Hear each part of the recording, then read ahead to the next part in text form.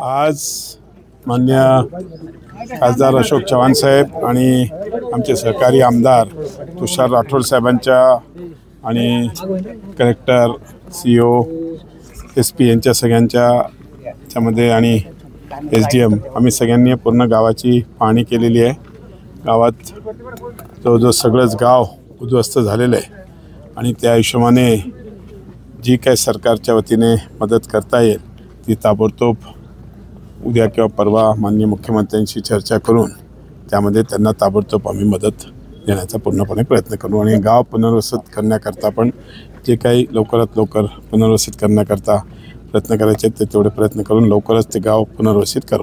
गावकऱ्यांचा असा आरोप आहे की ते जे तिडके आहेत कार्यकारी अभियंता त्यांच्या निष्काळजीपणामुळे हा सगळा प्रकार घडला। त्यांच्यावर कडक कारवाई केली जाईल। ऑलरेडी माननीय कृषी मंत्री देशी आले होते, त्यांनी सांगितलं होतं पुनर्वसन आणि आज मी तुम्हाला सांगतो की त्यांच्यावर कडक कारवाई केली जाईल।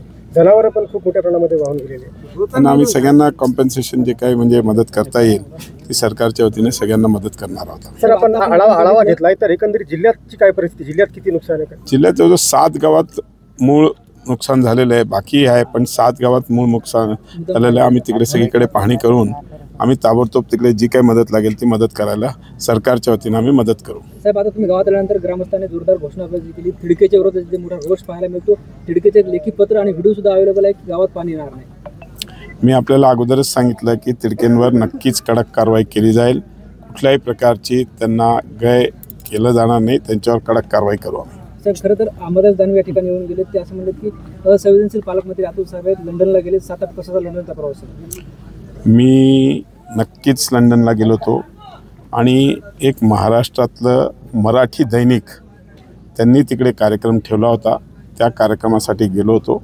त्या कार्यक्रमानंतर माझ्या मिसेसचं काही ट्रीटमेंट होती ती आम्ही तिकडे डॉक्टरची अपॉइंटमेंट घेतली होती, ते करून मी कालच आलो, काल आल्याबरोबर इकडे आलेलो आहे। चव्हाण साहेब, बाकी माझा रोज संपर्क होता, मी रोज कलेक्टर SP आमचे SDM आमचे सगळे माझे स्टाफ या माध्यमातून आणि जी काय मदत पोचवायची ती आम्ही पोचवायचा प्रयत्न केलेला आहे। साहेब, या गावासाठी विशेष पॅकेज मिळालं पाहिजे यासाठी काय प्रयत्न करणार? 100% करणार। मी सांगितलं ना, आज नुकसान भरपाईचे सर्वे ऑलरेडी तुषार राठोड साहेबांनी मला अगोदरच 2-3 दिवसापासून ब्रीफ करत होते आणि त्याच्यावर आम्ही नक्कीच पूर्णपणे सरकार म्हणून पूर्णपणे मदत करू। साहेब, रावणगाव जे 3 शेड उभारण्यात आले ते सुद्धा अतिशय बोगस आहेत, त्या ठिकाणी पाणी गळतं, त्याची तपासणी करू आम्ही।